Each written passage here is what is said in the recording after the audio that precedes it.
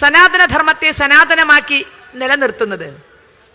പ്രശ്നങ്ങളും പ്രതിസന്ധികളും വരുമ്പോൾ അതിനെ കണ്ടില്ല എന്ന് നടിച്ചുകൊണ്ടല്ല, അല്ലെങ്കിൽ അതിന് കീഴടങ്ങിക്കൊണ്ടല്ല, മറിച്ച് പ്രശ്നങ്ങളെയും പ്രതിസന്ധികളെയും അതിജീവിച്ച് ആ പ്രശ്നങ്ങൾക്കും പ്രതിസന്ധികൾക്കും അപ്പുറമുള്ള ഒരു തലത്തിലേക്ക് എത്താനുള്ള കഴിവ് നമുക്കുണ്ട് എന്ന് തെളിയിച്ചുകൊണ്ടാണ് സഹസ്രാബ്ദങ്ങളിലൂടെ ഈ ധർമ്മം ലോകത്തിന് മുഴുവൻ വഴികാട്ടിയായി നിലനിന്നത്.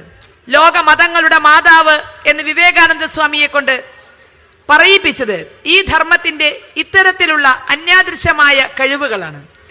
ഒരു അമ്മയെ പോലെ തന്നെ എല്ലാത്തരം മക്കളെയും ഒരുപോലെ കണ്ടുകൊണ്ട്, ഒരുപോലെ സ്നേഹിച്ചുകൊണ്ട്, അവരുടെ നന്മയ്ക്ക് വേണ്ടുന്നതെല്ലാം സാധിക്കുന്ന ഈ ധർമ്മം, ലോകത്തിൻ്റെ വഴികാട്ടിയായ ഈ ധർമ്മം ഇന്ന് മാത്രമല്ല പലപ്പോഴും ഇതുപോലുള്ള പ്രശ്നങ്ങളിലും പ്രതിസന്ധികളിലും പെട്ടിട്ടുണ്ട്. തീർച്ചയായും ഭക്തരെന്ന നിലയിൽ നമ്മുടെയൊക്കെ മനസ്സിൽ ചോദ്യം ഉണ്ടാകാം, 30 കോടി ദേവഗണങ്ങളെ ആരാധിക്കുന്ന ഒരു സമാജത്തിന് പ്രശ്നങ്ങളും പ്രതിസന്ധികളും വരുമ്പോൾ നമ്മൾ തന്നെ ഇറങ്ങേണ്ട ആവശ്യമുണ്ടോ? കാരണം ഈ ഭൂമിയിൽ എപ്പോഴെല്ലാം പ്രശ്നങ്ങൾ ഉണ്ടാകുന്നുവോ അപ്പോഴെല്ലാം, എപ്പോഴെല്ലാം ധർമ്മം നശിക്കുന്നുവോ അപ്പോഴെല്ലാം ധർമ്മത്തെ ഉയർത്തെഴുന്നേൽപ്പിക്കാൻ, അധർമ്മത്തെ ഇല്ലാതാക്കാൻ ഞാൻ തന്നെ അവതരിക്കും എന്ന് ഭഗവാൻ മഹാവിഷ്ണു നമുക്ക് ഉറപ്പ് തന്നിട്ടുണ്ടെങ്കിൽ, മീനായും ആമയായും പന്നിയായും ഏതൊക്കെ രൂപങ്ങളിൽ ഈ പ്രപഞ്ചത്തിന്റെ സർവ്വ ദുഃഖങ്ങളെയും പ്രശ്നങ്ങളെയും അവസാനിപ്പിക്കാൻ അവതരിക്കാൻ കഴിവുള്ള ഈശ്വരന്മാരെ നമ്മൾ വിശ്വസിക്കുമ്പോൾ, ഞാനും നിങ്ങളും ഇറങ്ങി ഇതുപോലുള്ള ധർമ്മരക്ഷാ സംഗമം നടത്തേണ്ട കാര്യമുണ്ടോ എന്ന ചോദ്യം ചിലപ്പോഴെങ്കിലും ഭക്തരെന്ന നിലയിൽ നമ്മുടെ മനസ്സിൽ വരാം. എല്ലാ ദൈവ ചൈതന്യങ്ങളും ഒരുമിച്ച് കൊണ്ട് മഹിഷാസുര മർദിനിയെ അവതരിപ്പിക്കാൻ സാധിക്കുന്ന ഈ മണ്ണിന്, അതിന് തക്ക ഉൾക്കരുത്തുള്ള ഇച്ഛാശക്തിയുള്ള ഈ മണ്ണിന് നമ്മൾ വെറും സാധാരണക്കാരായ ഒരുപിടി ആളുകൾ ഒരുമിച്ച് ചേർന്നുകൊണ്ട് ഇതുപോലെ ധർമ്മത്തെ സംരക്ഷിക്കാൻ ഇറങ്ങേണ്ട കാര്യമുണ്ടോ എന്ന ചോദ്യം തീർച്ചയായും പല മനസ്സുകളിലും ഉണ്ടാകാം. ആ ചോദ്യം അപ്രസക്തവുമല്ല. പക്ഷെ എവിടെയെല്ലാം ഭൂമിയിൽ ഈശ്വരൻ അവതരിക്കുന്നുവോ അവിടെയെല്ലാം നമുക്ക് വേണ്ടുന്നത് പഠിപ്പിച്ചു തന്നിട്ടുണ്ട്. ആ അവതാര ലക്ഷ്യങ്ങൾ നിറവേറ്റപ്പെടുവാൻ നമ്മളിലൂടെ നമ്മുടെ കൂടി ശക്തി ഉപയോഗിച്ചുകൊണ്ടാണ് ഭഗവാൻ എല്ലാ തരത്തിലുമുള്ള അധർമ്മത്തെ നശിപ്പിച്ചിരിക്കുന്നത്. ഇന്ന് ഈ സാഗര തീരത്ത് നമ്മൾ എത്തിയിരിക്കുകയാണ്. ഏകദേശം ത്രേതായുഗത്തിൽ രാവണ നിഗ്രഹത്തിന് വേണ്ടി, സീതാമോചനത്തിന് വേണ്ടി സേതു ബന്ധിച്ച് യുദ്ധതന്ത്രങ്ങൾ ആലോചിക്കാൻ എങ്ങനെയാണോ കടൽ തീരത്ത് രാമഭക്തന്മാർ ഒരുമിച്ച് കൂടിയത്, അതേ വികാരവുമായി നമ്മൾ ഇന്ന് ഭക്തർ ഈ സാഗര തീരത്ത് ഒരുമിച്ച് കൂടിയിരിക്കുകയാണ്. ലക്ഷ്യം തീർച്ചയായും രാമപക്ഷം വിജയിച്ചിരിക്കണം എന്നുള്ളത്. 10 തലയോ 20 കൈകളോ ഏതൊക്കെ തരത്തിലുള്ള ശക്തി ആസുരിക പക്ഷത്തിനുണ്ട് എങ്കിലും, അധർമ്മത്തിനുണ്ട് എങ്കിലും, അതിനൊക്കെ അപ്പുറമായി ശ്രീരാമചന്ദ്രൻ നമ്മോടൊപ്പം ഉണ്ടാകുമ്പോൾ, നമുക്ക് വേണ്ടുന്ന അനുഗ്രഹം നൽകി നമ്മുടെ കൂടെ ഉണ്ടാകുമ്പോൾ ഈ കൂടിയാലോചനകൾ സാർത്ഥകമാകും. നമുക്ക് നമ്മുടെ വിഷയങ്ങളെ പരിഹരിച്ചുകൊണ്ട് മുന്നോട്ട് പോകാൻ സാധിക്കും എന്നുള്ള ആ വലിയ ഇച്ഛാശക്തിയുമായിട്ടാണ്, നിശ്ചയദാർഢ്യവുമായിട്ടാണ്, ആത്മവിശ്വാസവുമായിട്ടാണ് നമ്മളിവിടെ ഒരുമിച്ച് കൂടിയിരിക്കുന്നത്. കേവലം പൂരപ്പറമ്പിൽ ഒരുമിച്ച് കൂടുന്ന ഭക്തരെ പോലെ എല്ലാം കണ്ട് ആസ്വദിച്ച് തിരിച്ചു പോകാവുന്ന ഒരു ജനതയായല്ല നമ്മളിവിടെ എത്തിയിരിക്കുന്നത്. കാരണം മനസ്സ് വേദനിച്ച് ചില തീരുമാനങ്ങൾ എടുക്കാൻ വേണ്ടി, ആ തീരുമാനങ്ങൾ നാളെ മുതൽ നടപ്പിലാക്കാൻ വേണ്ടി, അങ്ങനെ വ്യക്തമായ ചില ചിന്തകളോടുകൂടിയാണ് നമ്മളിവിടെ എത്തിയിരിക്കുന്നത്. ഇതൊരാൾക്കൂട്ടമല്ല. ഇത് ഒരൊറ്റ വ്യക്തിയെ പോലെ, ഒരു മനസ്സായി, ഒരു ശരീരമായി പ്രവർത്തിക്കുന്ന ഒരൊറ്റ വ്യക്തിയെ പോലെ ഈ രാഷ്ട്രത്തിൽ ഉയർത്തെഴുന്നേൽക്കുന്ന ഒരു ശക്തിയായാണ് ഈ ഹിന്ദു ശക്തി ഈ ധർമ്മരക്ഷാ സംഗമത്തിൽ നിന്ന് ഉയർത്തെഴുന്നേൽക്കാൻ പോകുന്നത്. കാരണം അത്തരമൊരു അവതാരം, ശരിക്കും ജനത ജനാർദ്ദനായി മാറുന്ന ഒരവതാരത്തിന്റെ ആവശ്യം ഇന്ന് ഈ നാടിനുണ്ട് എന്നതുകൊണ്ട് തന്നെയാണ് വളരെ പെട്ടെന്ന് നമ്മൾ ഇത്തരത്തിലൊരു സംഗമം ആസൂത്രണം ചെയ്തിരിക്കുന്നത്. പതിറ്റാണ്ടുകൾക്കപ്പുറത്ത് 1982 വിശാല ഹിന്ദു സമ്മേളനം നമ്മളിൽ പലരുടെയും മനസ്സിൽ നിൽക്കുന്നുണ്ട്. ദീർഘകാലത്തെ ആസൂത്രണത്തിനും ആലോചനയ്ക്കും ശേഷം നടത്തപ്പെട്ട വളരെ ഗംഭീരമായൊരു സമ്മേളനം. കേരളത്തിലെ ഹിന്ദുവിന്റെ വഴിത്താരയില് തികച്ചും വളരെ നിർണായകമായൊരു നാഴികക്കല്ലായിരുന്നു വിശാല ഹിന്ദു സമ്മേളനം. അന്ന് ഒരുപാട് നാളത്തെ ആലോചനകൾക്കും ആസൂത്രണത്തിനും ശേഷമാണ് അങ്ങനെ ഒരു സമ്മേളനം സംഘടിപ്പിക്കപ്പെട്ടതെങ്കിൽ ഇന്ന് വളരെ കുറച്ച് സമയം കൊണ്ട് അതുപോലൊരു സമ്മേളനം നമ്മളിവിടെ ആസൂത്രണം ചെയ്തിരിക്കുകയാണ്. കാരണം ഇത് നമ്മളെ നിർബന്ധിതരാക്കിയതാണ്. ഇങ്ങനൊരു സമ്മേളനം, ഇങ്ങനൊരു ധർമ്മരക്ഷാ സംഗമം, അതുമല്ലെങ്കിൽ ധർമ്മരക്ഷയ്ക്ക് നമ്മൾ ഒന്നായി തീരണം എന്നുള്ളത് നമ്മളെ നിർബന്ധിതമാക്കിയ ഒരനുഭവമാണ്. നമ്മൾ ഇന്ന് പറയുന്നു നമ്മൾ ഒന്നായതല്ലല്ലോ, നമ്മളെ ഒന്നാക്കിയതല്ലേ. ലോക സമസ്ത സുഖിനോ ഭവന്തു എന്ന് പറഞ്ഞ് ശീലിച്ച ഹൈന്ദവ സമാജത്തെ കൊണ്ട് ഹിന്ദു ഹിന്ദു ഹിന്ദു എന്ന് ക്ഷീരബല 101 ആവർത്തിക്കുന്നത് പോലെ പറയിപ്പിച്ചത്, സംഗമിക്കാൻ നിർബന്ധിതരാക്കിയത്, ചില തീരുമാനങ്ങൾ എടുക്കാൻ നമ്മളെ തള്ളിവിട്ടത് ചുറ്റുപാടുമുള്ള അനുഭവങ്ങളാണ്. ആട്ടിക്കയറ്റിയതാണ്, തന്നെ കയറിയതല്ല. 4 പുറത്തു നിന്ന് കുരച്ചുകൊണ്ട് ആക്രമിക്കാൻ വന്നുകൊണ്ട് ആട്ടിക്കയറ്റിയതാണ്. നമ്മൾ ഹിന്ദുക്കളാണ് എന്ന് പറഞ്ഞേ പറ്റൂ, സംഘടിച്ചേ പറ്റൂ, ചില തീരുമാനങ്ങൾ എടുത്തേ പറ്റൂ. ആ ശക്തിയുമായിട്ട് നമ്മൾ ഇവിടെ വന്നിരിക്കുന്നു. കാരണം ചിന്തിക്കുക, നമ്മളെല്ലാം ഈശ്വര വിശ്വാസികളാണ്. ഈശ്വരൻ എവിടെ എന്ന ചോദ്യത്തിന് ഒരുപക്ഷെ പ്രഹ്ലാദൻ പറഞ്ഞതുപോലെ തൂണിലും തുരുമ്പിലും ഉണ്ട് എന്ന് പറയാനല്ലാതെ കൃത്യമായി നമുക്ക് എവിടെ എന്നറിയില്ല എങ്കിലും നമുക്കൊക്കെ നമ്മുടെ ഈശ്വര വിശ്വാസം തുടങ്ങുന്നത് അതിന്റെ അടിസ്ഥാനം, സനാതന ധർമ്മത്തിൽ ഈശ്വര വിശ്വാസത്തിന്റെ അടിസ്ഥാനം ഒരുപക്ഷെ ഈശ്വരനില്ല എന്ന് വിശ്വസിക്കുന്നവർ പോലും വിശ്വസിക്കേണ്ടുന്ന തലം മാതാ, പിതാ, ഗുരു, ദൈവം എന്നാണ്. കാണപ്പെടുന്ന ഈശ്വരന്മാർ അമ്മയും അച്ഛനും ആചാര്യനുമാണ് എന്ന് നമ്മെ പഠിപ്പിക്കുമ്പോൾ അവരെ പോലും സംരക്ഷിക്കാൻ കഴിവില്ലെങ്കിൽ നമ്മൾ പിന്നെ ഈശ്വര വിശ്വാസികൾ എന്ന് പറയുന്നതിൽ അർത്ഥമില്ല എന്ന തിരിച്ചറിവിലാണ് ഞാൻ മുമ്പ് എന്ന് പറഞ്ഞ് നമ്മൾ എല്ലാവരും ഈ സംഗമത്തിൽ എത്തിക്കൊണ്ടിരിക്കുന്നത്. നമ്മുടെ ധർമ്മത്തെ രക്ഷിക്കാൻ, നമ്മുടെ ആചാരങ്ങളെ, നമ്മുടെ ആചാര്യന്മാരെ ഇതുവരെ രക്ഷിക്കാൻ നമ്മൾ തന്നെ സംഘടിക്കേണ്ട ഒരു ദുര്യോഗം എങ്ങനെ മതേതര ഭാരതത്തിൽ വന്നു? ഈ രാഷ്ട്രം മതേതരമാണ് ഭരണഘടനാപരമായിട്ട്. എല്ലാ മതങ്ങൾക്കും അവരുടെ ആചാരങ്ങൾ സംരക്ഷിക്കാൻ, അവരുടെ വിശ്വാസം സംരക്ഷിക്കാനുള്ള അവകാശം ഭരണഘടന നമുക്കൊക്കെ തന്നെ മൗലിക അവകാശമായി നൽകിയിട്ടുണ്ട്. എത്ര ചെറിയ മതമോ ആയിക്കൊള്ളട്ടെ, 1 or 2 അനുയായി ഉള്ളതാണെങ്കിൽ പോലും അവരുടെ എണ്ണം പരിഗണിക്കാതെ സ്വന്തം മതവിശ്വാസങ്ങൾ പാലിക്കാൻ ഇന്ത്യൻ ഭരണഘടന അവർക്ക് മൗലിക അവകാശം കൊടുക്കുന്നുവെങ്കിൽ ബഹുഭൂരിപക്ഷം വരുന്ന ഹിന്ദുക്കൾക്കും അതിന് അവകാശമില്ലേ? നമ്മുടെ വിശ്വാസം സംരക്ഷിക്കാൻ ബഹുഭൂരിപക്ഷം വരുന്ന ഹിന്ദുക്കൾക്ക് ഇന്ത്യൻ ഭരണഘടന അവകാശം നൽകുന്നില്ലേ എന്ന ചോദ്യമാണ് നമ്മുടെ മനസ്സിൽ ആദ്യം വരുന്നത്.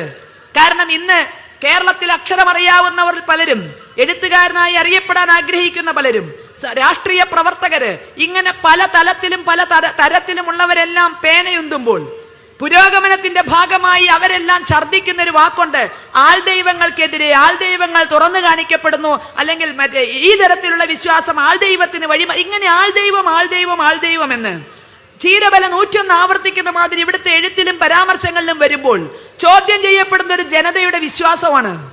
ഈശ്വരൻ മേഘക്കേറികൾക്ക് മുകളിൽ എവിടെയോ രൂപവും നാമവും ഭാവവും ഇല്ലാതെ ഇരിക്കുന്നു എന്ന് മറ്റുള്ളവർക്ക് വിശ്വസിക്കാമെങ്കിൽ, അതിന് ശാസ്ത്രീയമായ തെളിവുകളുടെ പിൻബലം വേണ്ട എങ്കിൽ ഈശ്വരൻ ആളുടെ രൂപത്തിൽ നമ്മളോടൊപ്പം ഉണ്ട് എന്ന് ഹിന്ദുവിന് വിശ്വസിക്കാനുള്ള അധികാരമില്ലേ? നമ്മെ സംബന്ധിച്ച് ഈശ്വരൻ മറ്റൊരു രൂപമല്ല. കാലടിയിൽ ജനിച്ച് കാലടി വെച്ച് സർവജ്ഞ പീഠം വരെ കയറിയ ശങ്കര ഭഗവത്പാദർ ലോകത്തെ പഠിപ്പിച്ചത് ഈശ്വരനും മനുഷ്യരും ഭിന്നരല്ല എന്നല്ലേ? അതല്ലേ അദ്വൈത സിദ്ധാന്തം? ഓരോ മനുഷ്യനും ഈശ്വരനാണ്. മനുഷ്യൻ മാത്രമല്ല, എല്ലാ സൃഷ്ടികളിലും ഈശ്വരാംശമുണ്ട് എന്നാണ് സനാതന ധർമ്മത്തിന്റെ അടിത്തറയെങ്കിൽ ആളുകൾക്ക് ദൈവമാകാമല്ലോ. ആൾദൈവം എന്ന് പറയുമ്പോൾ ആക്ഷേപിക്കപ്പെടുന്നത് ഒരു ജനതയുടെ വിശ്വാസമാണ്. നമുക്ക് ആളുടെ രൂപത്തിൽ, എനിക്ക് എൻ്റെ അമ്മയെ ദൈവമായി കാണാം, അച്ഛനെ ദൈവമായി കാണാം, ആചാര്യനെ ദൈവമായി കാണാം. ഇവരൊക്കെ ആളുകൾ തന്നെയാണ്. ആളുകളുടെ രൂപത്തിൽ ഈശ്വരനെ ആരാധിക്കരുത് എന്ന് പറഞ്ഞാൽ ലോകത്ത് അത്തരം ആരാധനയെ നടന്നിട്ടുള്ളൂ. ആൾദൈവം എന്ന് പറഞ്ഞ് അപഹസിക്കുന്നവർ ചിന്തിക്കുക, യേശുദേവൻ ഭൂമിയിൽ അവതരിച്ചത് ആളായിട്ടല്ലേ? 2 കാലും വെച്ചല്ലേ ഭൂമിയിൽ നടന്നത്? ഭൂമിക്ക് മുകളിലല്ലല്ലോ നടന്നിരുന്നത്. ആളായല്ലേ ജനിച്ചത്, ആളായല്ലേ വളർന്നത്. ആദ്യ പ്രവാചകൻ തൊട്ട് അന്ത്യപ്രവാചകൻ വരെയുള്ളവർ ആളായല്ലേ ഭൂമിയിൽ ജനിച്ചത്, മനുഷ്യനായല്ലേ ജനിച്ചത്, മനുഷ്യനായല്ലേ വളർന്നത്, മനുഷ്യരായല്ലേ പ്രവചനങ്ങൾ നടത്തിയത്. ആൾ ദൈവം അപമാനമാണെങ്കിൽ ആൾ പ്രവാചകർ അപമാനമാണോ? ആ രൂപത്തിൽ പറയാൻ ആർക്കെങ്കിലും നാക്കുറയ്ക്കുമോ? ഒരിക്കലല്ലേ പറയുള്ളൂ, പിന്നെ ഒരു പ്രാവശ്യം പറയില്ലല്ലോ. സംഘടിത മതങ്ങളുടെ നേർക്ക് അവരിപ്പ രാത്രി എന്ന് പറഞ്ഞാലും രാത്രിയ എന്ന് പറഞ്ഞ് പുരോഗമനക്കാർ തടി തപ്പും. കാരണം എഴുത്തോ നിന്റെ കഴുത്തോ എന്ന് ചോദിച്ചാൽ എൻ്റെ കഴുത്ത് എന്ന് പറയുന്നവരാണ് ബഹുഭൂരിപക്ഷവും. അതുകൊണ്ട് സംഘടിത മതവിഭാഗങ്ങൾക്ക് മുന്നിൽ സാഷ്ടാംഗം പ്രണമിക്കുമ്പോൾ ആ ആവേശവും ആവേഗവും കൂടെ എടുത്ത് പ്രയോഗിക്കുന്നത് ഹിന്ദുവിന്റെ മേലാണ്. അവിടെയാണ് ആൾദൈവം. നമുക്ക് ആദ്യം പ്രതികരിക്കാനുള്ളത്, പ്രതിഷേധിക്കാനുള്ളത്. ആൾദൈവം എന്നുള്ളത് ഒരിക്കലും മോശമായി ഉപയോഗിക്കാനുള്ള പദമല്ല, ഒരു ജനതയുടെ വിശ്വാസത്തെ അപമാനിക്കാനുള്ള ഒരു പദമല്ല. ഏറ്റവും ശ്രേഷ്ഠമായ വാനരൻ നരനാകണം, നരൻ നരോത്തമനായ നാരായണനാകണം വിശ്വാസം കൊണ്ട് എന്നാണ് നമ്മൾ പഠിച്ചിരിക്കുന്നത്. ഓരോരുത്തരും അവരവരുടെ ആരാധന കൊണ്ട്, സ്വഭാവശുദ്ധി കൊണ്ട്, പ്രവർത്തന മികവ് കൊണ്ട് ഈശ്വരനായി വളരണം. ആരാധന വ്യക്തിപരമാണ്. എനിക്ക് ആരെ ആരാധിക്കണമെന്ന് തീരുമാനിക്കാനുള്ള അധികാരം എനിക്ക് മാത്രമാണ്. ഞാൻ എങ്ങനെ ആരാധിക്കണമെന്ന് തീരുമാനിക്കാനുള്ള അധികാരവും എനിക്കാണ്. എന്റെ ആരാധന കൊണ്ട് മറ്റൊരാൾക്ക് ശല്യം ഉണ്ടാകരുതേ എന്നേ ഉള്ളൂ. എനിക്ക് തലയും കുത്തി നിന്ന് ആരാധിക്കാനാ തോന്നണമെങ്കിൽ ഒരു കുഴപ്പമില്ല, എന്റെ സ്വന്തം തലയാ. വേറൊരാൾ അതിനെപ്പറ്റി വേവലാതിപ്പെടുന്ന ഞാൻ തലയും കുത്തി നിന്ന് ആരാധിച്ചാൽ അങ്ങോരുടെ തല വേദനിക്കില്ല എങ്കിൽ എന്റെ ആരാധനയെ പറ്റി കുറ്റപ്പെടുത്തേണ്ട കാര്യമില്ല. ഞാൻ എങ്ങനെ ആരാധിക്കണമെന്ന് തീരുമാനിക്കാൻ ഇന്ത്യൻ ഭരണഘടന എനിക്ക് അവകാശം തരുന്നു. അപ്പൊ എനിക്ക് ആരെയും ദൈവമായി കാണാം, ആരെയും ദൈവമായി കണ്ട് അവരുടെ കാൽക്കൽ നമസ്കരിക്കാം, ആരെയും അമ്മയായി കണ്ട് എനിക്ക് ആ കരവലയത്തിൽ ഒതുങ്ങാം. ചോദ്യം ചെയ്യപ്പെടേണ്ട വിഷയമല്ല. അപ്പൊ ഇവിടെ ഇതെല്ലാം ചോദ്യം ചെയ്യപ്പെടുന്നു എന്ന് വന്നാൽ ലക്ഷ്യം സനാതന ധർമ്മത്തിന് നേരെയാണ്. കാരണം ഒരുപാട് പരിശ്രമിച്ചിട്ടും ഈ ധർമ്മം നശിക്കുന്നില്ല എന്ന തിരിച്ചറിവ്, അതിലാണ് അടവുകൾ ഓരോന്നും മാറ്റിക്കൊണ്ട് കളിച്ചുകൊണ്ടിരിക്കുന്നത്. എന്റെയും നിങ്ങളുടെയും കുട്ടിക്കാലത്ത് നമ്മൾ ഉറക്കെ കേട്ടു, വിഗ്രഹങ്ങൾ തകരട്ടെ, വിപ്ലവം ജയിക്കട്ടെ, വിഗ്രഹങ്ങൾ തകരട്ടെ എന്ന് കേട്ടുകൊണ്ടായിരുന്നു നമ്മുടെയൊക്കെ സായന്തനങ്ങൾ കടന്നുപോയിരുന്നെന്ന്. ഇന്നെവിടെയും കേൾക്കുന്നില്ല. വിപ്ലവോട്ട് ജയിച്ചതുമില്ല, ഒരു വിഗ്രഹവും തകർന്നതുമില്ല. ആരെങ്കിലും ഒരു 100 അനുയായികളെങ്കിലും 100 ശിഷ്യന്മാരെയെങ്കിലും ഉണ്ടാക്കാൻ കഴിയുന്ന എല്ലാ ആചാര്യന്മാരും ഭാരതത്തിൽ ടാർഗറ്റ് ചെയ്യപ്പെടുന്നു എന്നുള്ള ദുര്യോഗത്തിൽ നിന്നാണ് ധർമ്മരക്ഷാ സംഗമത്തിന്റെ പ്രസക്തി. ജഗദ്ഗുരു, ലോകം ആരാധിക്കുന്ന ജഗദ്ഗുരു മാതാ അമൃതാനന്ദമയി ദേവിയുടെ അനുഭവം നമുക്കറിയാം. ആദ്യത്തെ അല്ല, അമ്മയുടെ വളർച്ചയുടെ പടവുകൾ ചവിട്ടിക്കയറുന്ന ഓരോ നാളുകളിലും ഇതുപോലുള്ള ഓരോ കുൽസിത ശ്രമങ്ങൾ ഉണ്ടായിട്ടുണ്ട് എന്നറിയാം. ഈ ധർമ്മരക്ഷാ സംഗമം ഇവിടെ ഇരിക്കുന്നത് ഇത് ആദ്യത്തേതല്ല എന്ന തിരിച്ചറിവിലാണ്. പക്ഷേ ഇത് അവസാനത്തേതാകും എന്ന പ്രതിജ്ഞയോടുകൂടിയാണ് നമ്മൾ ഇരിക്കുന്നത്. നമ്മുടെ ആചാര്യന്മാർക്ക് നേരെയുള്ള കടന്നുകയറ്റങ്ങൾ ഇത് ആദ്യത്തേതല്ല, പക്ഷേ ഇത് അവസാനത്തേതായിരിക്കും എന്നുറക്കെ പറയാന്, അത് പാലിക്കാന്, ഇതിനു വേണ്ടിയാണ് നമ്മളിവിടെ വന്ന് നിൽക്കുന്നത്. കാരണം എല്ലാവരും ടാർഗറ്റ് ചെയ്യപ്പെടുന്നു. നമുക്കറിയാം, ആരുടെയോ വായിൽ നിന്ന് എന്തോ വീണു എന്ന് കേട്ടിട്ട് ശങ്കരാചാര്യ പരമ്പരയിൽപ്പെട്ട കാഞ്ചി ശങ്കരാചാര്യര് കൊലപാതകി എന്ന് മുദ്രകുത്തി നിറം പിടിപ്പിച്ച കഥകൾ എഴുതി പിടിപ്പിച്ചു. പ്രത്യേക വിമാനം ചാർട്ടർ ചെയ്ത് നട്ടപ്പാതിര നേരത്തെ ഉറങ്ങിക്കൊണ്ടിരുന്ന അദ്ദേഹത്തെ ഉണർത്തിക്കൊണ്ടുവന്ന് അറസ്റ്റ് ചെയ്ത് ജയിലിലടച്ചു. പറഞ്ഞതിൽ വാസ്തവമുണ്ടോ എന്ന് അന്വേഷിച്ചില്ല. ഇന്ന് അദ്ദേഹം നിരപരാധിയാണ് എന്ന് വന്നപ്പോൾ തിരിച്ച് മര്യാദയുടെ പേരിൽ ഒരു മാപ്പെങ്കിലും പറയണ്ടേ? അപ്പൊ ചിന്തിക്കുക, ഈ ഭക്തർക്കുണ്ടായ വിഷമം, ഒരു ധർമ്മമാണ് അവിടെ ആക്രമിക്കപ്പെട്ടത്. എല്ലാവരും ടാർഗറ്റ് ചെയ്യപ്പെടുന്നു. ആശാറാം ബാപ്പുജിയെ പെണ്ണുപിടുത്തക്കാരനായി ചിത്രീകരിച്ചു. വളരെ എളുപ്പമാണ്. ഏതെങ്കിലും തരത്തിൽ എല്ലാവരെയും നികൃഷ്ടരായി ചിത്രീകരിക്കാൻ വളരെ എളുപ്പം. ആസൂത്രണം നടന്നപ്പോൾ അവിടെ പെണ്ണുപിടുത്തക്കാരനായി. ബാബ രാംദേവ്ജിയുടെ മരുന്ന് കച്ചവടവുമായി ബന്ധപ്പെട്ട് മറ്റു പലതുമായി ബന്ധപ്പെട്ട അപവാദങ്ങൾ ഉണ്ടാക്കാനുള്ള ശ്രമം നടന്നു. സംഘടിതമായ ഭക്തരുടെ പരിശ്രമം കൊണ്ട് മാത്രം കാര്യമായ അല്ലെങ്കിൽ അവരുദ്ദേശിച്ച തരത്തിലുള്ള ഒരു കറുപ്പ് ലിസ്റ്റിലേക്ക് പെടാതെ മാറി നിൽക്കാൻ കഴിഞ്ഞത് ഭക്തരുടെ പുണ്യം കൊണ്ട് ശ്രമം കാര്യമായി നടന്നു. ഇങ്ങനെ ഒരാചാര്യനും ഇവിടെ വെറുതെ വിടപ്പെടുന്നില്ല. 100 ആളെയെങ്കിലും സ്വന്തം മുന്നിലേക്ക് എത്തുന്ന ഒരാചാര്യനും ഇവരുടെ ആരുടെയും കണ്ണിൽ ശത്രുവല്ലാതായി ഇവർ കാണുന്നില്ല. എല്ലാവരും ശത്രുപക്ഷത്ത് നിൽക്കുമ്പോഴാണ് രക്ഷപ്പെടുത്താനുള്ള ആചാര്യന്മാരെയും ആചാരങ്ങളെയും രക്ഷിക്കാനുള്ള കഴിവ് നമുക്കുണ്ട് എന്ന് പറഞ്ഞുകൊണ്ട് നമ്മൾ എല്ലാവരും ഇവിടെ എത്തിയിരിക്കുന്നത്. ചിന്തിക്കുക, ഏറ്റവും അവസാനമുണ്ടായ സംഭവഗതികൾ ഒരുപാട് തലങ്ങളിൽ ചർച്ച ചെയ്താണ് നമ്മൾ ഇവിടെ എത്തിയിരിക്കുന്നത്. അവസാനം ആചാര്യ പരമ്പരയ്ക്ക് മേൽ കടന്നു കയറാൻ എവിടെ നിന്നൊക്കെ കിട്ടുന്ന ഒരു വൈക്കോത്തുരുമ്പും കളയില്ല. പക്ഷെ ഈ വൈക്കോത്തുരുമ്പ് തുരുമ്പ് പിടിച്ചതാണോ എന്ന് നോക്കാതെയാണ് കയറി പിടിക്കുന്നത് എന്ന് മാത്രം. 15 കൊല്ലം മുമ്പ് മഠം ഉപേക്ഷിച്ചു പോയ ഒരു മദാമ്മയുടെ വാക്കുകൾ കേൾക്കാൻ വേണ്ടിയിട്ട് ഇവിടുത്തെ ചില മാധ്യമങ്ങൾ, പ്രത്യേകിച്ച് വ്യക്തമായ അജണ്ടകളുള്ള, ഈ രാഷ്ട്രം എന്തായിരിക്കണം എന്ന് വ്യക്തമായ അജണ്ടയുള്ള 1/3 ഭാഗം മാത്രം പാകിസ്ഥാനായി പോയതില് ബാക്കിയുള്ള ഭാഗം അതാകാതെ പോയതിൽ വിഷമമുള്ള അജണ്ടയുള്ള, വ്യക്തമായ അജണ്ടയുള്ള ചില മാധ്യമങ്ങൾ, തങ്ങൾക്ക് ഇന്നാകുന്നത് ആ വിധത്തിൽ സാധിക്കുമോ എന്ന് നോക്കുന്ന ചില മാധ്യമങ്ങൾ, അവരുടെ വാക്കുകൾ തേടിപ്പോയി മനസ്സിലാക്കാം. അവർക്ക് വ്യക്തമായ ലക്ഷ്യമുണ്ട്. പാകിസ്ഥാൻ വിഭജനം പോലെ തന്നെ ഇന്നും ഭാരതത്തിൽ അവർക്ക് വ്യക്തമായ ലക്ഷ്യങ്ങളുണ്ട്. അതിന് ആട്ടിൻ തോലണിഞ്ഞ ചെന്നായ്ക്കളെ പോലെ മാധ്യമത്തിൽ പ്രവർത്തകരെ പലരെയും വേഷം കെട്ടിക്കൊണ്ട് അവർ കളിക്കും. മനസ്സിലാക്കാം. ഗെയിൽ എന്ന മദാമ്മയെ തേടിപ്പോയതിൽ നമ്മൾ കുറ്റപ്പെടുത്തുന്നില്ല, ഗെയിലിനെയും നമ്മൾ കുറ്റപ്പെടുത്തുന്നില്ല. കാരണം അവർ സന്യാസം ഉപേക്ഷിച്ചു പോയി എന്നതോ മഠം ഉപേക്ഷിച്ചു പോയി എന്നതോ ഒന്നും ഒരു കുറ്റമായിട്ട് ഹൈന്ദവ സമാജം ഒരിക്കലും കാണില്ല.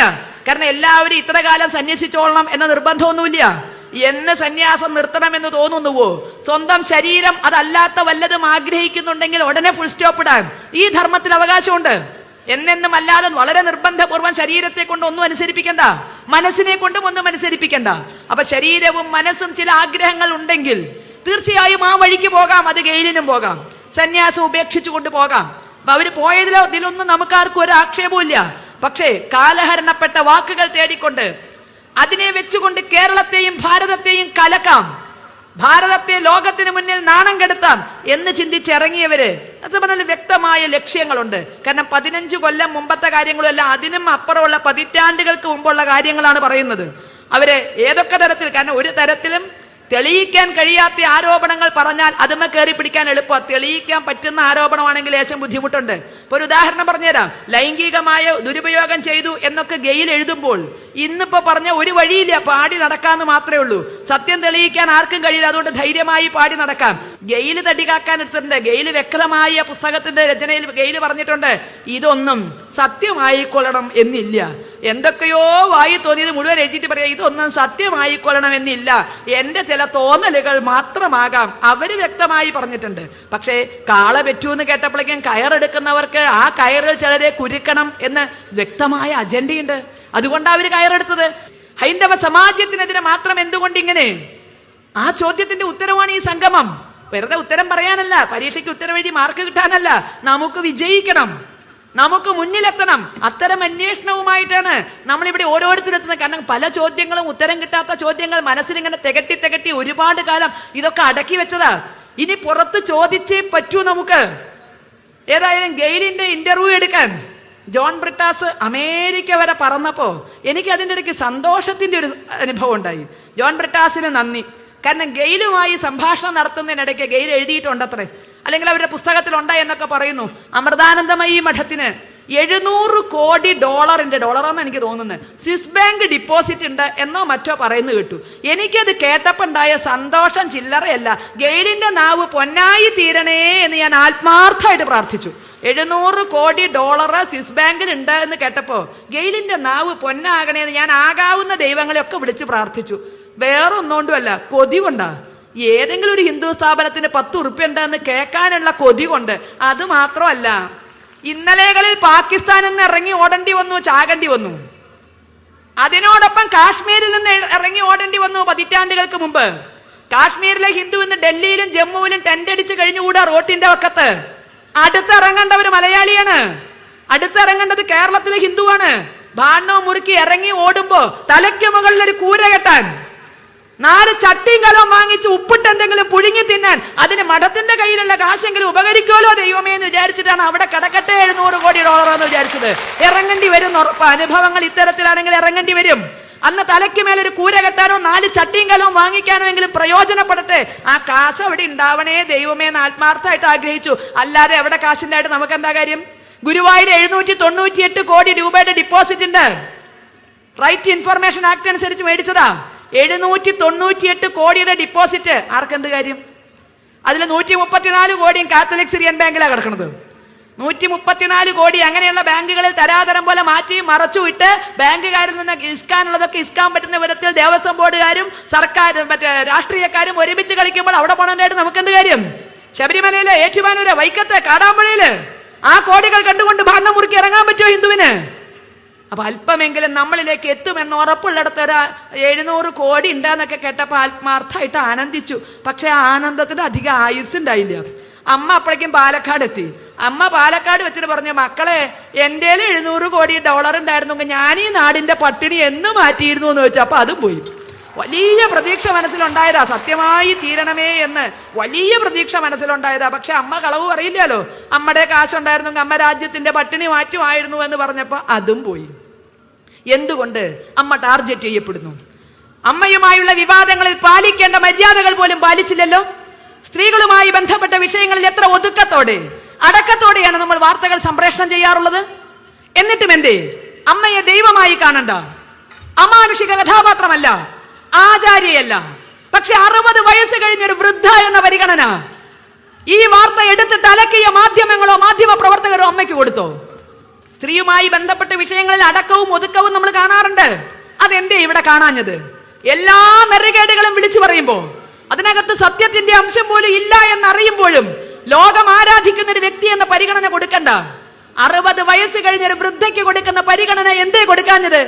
അവർ ഹിന്ദു ആയതുകൊണ്ട്, അവരെ നമ്മൾ ഹിന്ദുക്കൾ ആരാധിക്കുന്നത് കൊണ്ട്. ഇതുകൊണ്ടാണ് ടാർഗറ്റ് ചെയ്യപ്പെടുന്നത്. പെര കത്തുമ്പോ വാഴ വെട്ടുക എന്ന് കേട്ടിട്ടുണ്ട്. ഒരു ഭാഗത്ത് ഗെയിലുമായി നടക്കുമ്പോ വേറെ ചിലര് ക്ലാപ്പന പഞ്ചായത്തിലേക്ക് ഓടുന്നു. മഠം നിൽക്കണ ക്ലാപ്പന പഞ്ചായത്തിലേക്ക് ഓടുന്നു. മഠം ടാക്സ് അടച്ചിട്ടുണ്ടോ? അപ്പൊ എന്തുകൊണ്ട്? ഇതെല്ലാം ഹൈന്ദവ സ്ഥാപനങ്ങൾക്ക് മാത്രം നേരെയുള്ളൂ.